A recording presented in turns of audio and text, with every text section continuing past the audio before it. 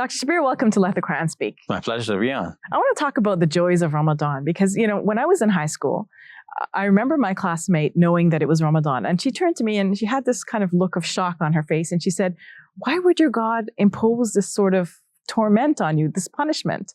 And it was the first time it occurred to me that someone could think that way. Looking from the outside might think, okay, well, what's going on with this Muslim faith where God has such harsh recommendations or obligations for Muslims? And so I thought I'd bring it up with you because I never imagined, for me, when I think about Ramadan, I always think about it being a blessing, and it's hard, but you get excited about it, right?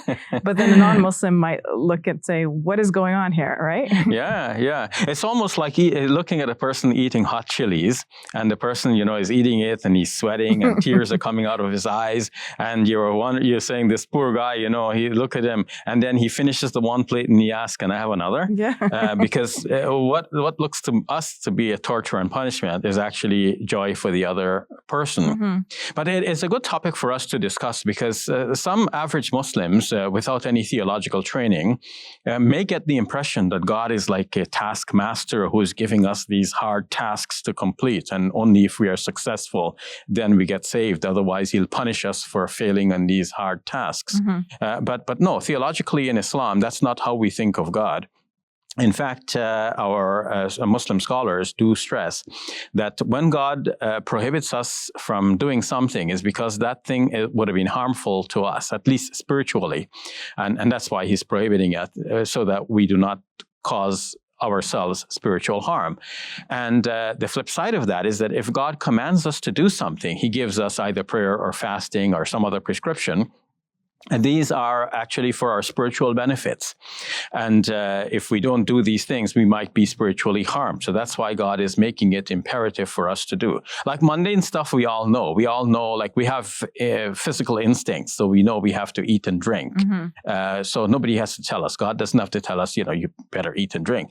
But we don't see the human spirit, the soul, the inner person. And we don't know what are the needs of that inner person. That inner person cannot be tested in a laboratory to find out like what spiritual nutrients it needs. It is for the creator of all of these spirits to tell us that you need prayer and fasting, and in what doses you need and at what times. So just as you can't take all of your medicine at once, you have to take them at intervals. So we need to know at what intervals we need to pray, at what intervals we need to fast, at what times we need to meditate, and in which way to connect with the greater power that runs the entire universe, and how to connect with that power. Mm-hmm. So prayer, fasting, these are the ways of connecting with God. So do you think that the purpose for which God prescribed fasting is to connect with God? Yes. In fact, there is a hadith which is referred to as a hadith Qudsi, which means literally a holy hadith. It is one in which God himself speaks. So it is related that God said, "As-sawmu li wa ana ajzi bih." The fasting is for me and I give its reward. Or on another interpretation, I am its reward. So when one fasts, one gets close to God. One might be doing other deeds, knowing that there is a sort of promised reward for that deed. But in this case, God is saying, I'm going to give the reward, which means it's not a fixed reward. God, out of his generosity, will give even more and more. And they're saying itself that the fasting is for me. This is really something extraordinary about the fasting, because in terms of other deeds, one might be doing something for show and name and fame and so on. But God is announcing in advance, according to this narrative, that the fasting is really for him. So it's not for show, it's not for somebody else. And it is done only for the pleasure of God. And that shows that God takes it like personally. This is something like it's for me. Mm-hmm. And God is very close to the believer at that time. So one gets really close to God. Like if we're doing something, other deeds are things that people might see you doing. Mm-hmm. But fasting, one doesn't really see you fasting. Mm-hmm. They just have a sense that you pledged yourself to fast. But they don't know if you're eating or drinking in secret. When you refuse to eat or drink in secret, you are doing so only because of your knowledge that God is with you and God is watching you. So that creates a sort of closeness between you and God throughout the day. It creates a great level of consciousness. Mm-hmm. So Dr. Shabir, do you get really excited for Ramadan? How do you feel about Ramadan? Yes. And for the past 2 months, I've been praying because we have a traditional prayer that says, Allahumma barik lana fi Rajab wa Sha'ban wa ballighna Ramadan. Oh Allah, bless us in the month of Rajab and in the subsequent month Sha'ban, and then cause us to reach the month of Ramadan. So we're praying to reach Ramadan. But even people who don't know this traditional dua, I've seen since I was a child that there were elders in Guyana where I grew up. We were in the tropics, and the temperature is very high and days are very hot, and one needs to drink constantly. And I've seen the elders, how much zeal they have and wish for Ramadan to come.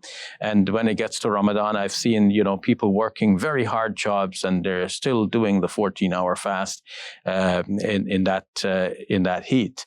So that inspired me as a child, knowing that this is what the community spirit is regarding Ramadan. It's not something that we fear or dread. It is something that we look forward to. Mm-hmm. Sometimes non-Muslims looking in might not understand, but if we think about, for example, training to climb the Mount Everest, right? That requires a lot of perseverance, a lot of determination, a lot of work and effort to get there.